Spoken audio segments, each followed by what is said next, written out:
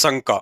उपदेश प्राप्त करने के बाद अनजाने या मजबूरी में कोई मर्यादा खंड हो जाती है तो क्या करें।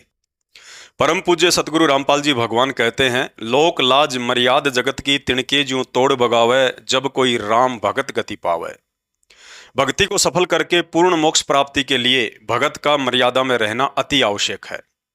उपदेश लेने के बाद जानबूझकर मर्यादा खंडित नहीं करनी है।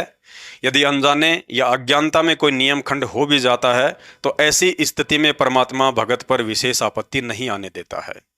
लेकिन जैसे ही गलती का एहसास हो जाए तो गुरुदेव को दंडवत प्रणाम करके उस अनजाने की गलती की भी क्षमा याचना अवश्य करनी चाहिए। उदाहरण के लिए गुरुदेव भगवान ने बताया कि एक माँ अपने बेटे को आश्रम में लेकर आई और कहा कि गुरुजी, इसका नाम खंड हो गया है। गुरुदेव भगवान ने कारण पूछा तो लड़के की माँ ने बताया कि यह लड़का दोस्त की शादी में गया हुआ था, वहाँ इसको धोखे से किसी ने पेप्सी में बियर डालकर पिला दी।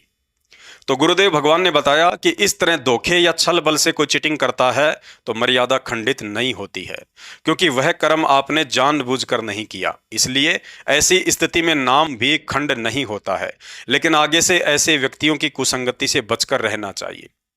दूसरा, यदि जानबूझकर कोई नियम खंड किया जाएगा तो कमजोर संस्कार आने पर उसकी सजा अवश्य भगत को भुगतनी पड़ती है।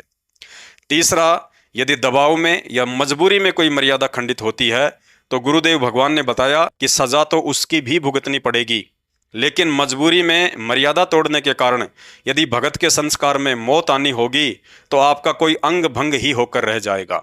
अर्थात परमात्मा उस संस्कार को मौत के बदले शरीर के किसी अंग को कटवाकर ही पूरा करवा देगा तथा भक्ति के लिए भगत का जीवन शेष बचा रहेगा। संत शरण में आने से आई टले बला, जय मस्तक में सूली हो व कांटे में टल जा। इसके अलावा यदि भगत पूर्णतया मर्यादा में है और प्रारब्धवश मौत आनी है तो समर्थ सतगुरुदेव भगवान उस मौत को टालकर अपने भगत का नया प्रारब्ध लिख देता है। मासा घटे ना तिल बदे विधाता लिखे जो लेख, सच्चा सतगुरु मेट कर ऊपर मार दे मेख। अतः कोशिश करें, यदि ज्ञान समझ में आने के बाद भक्ति करने की ठानी है तो उसे मर्यादा में रहकर पूरी शिद्दत के साथ ही करें।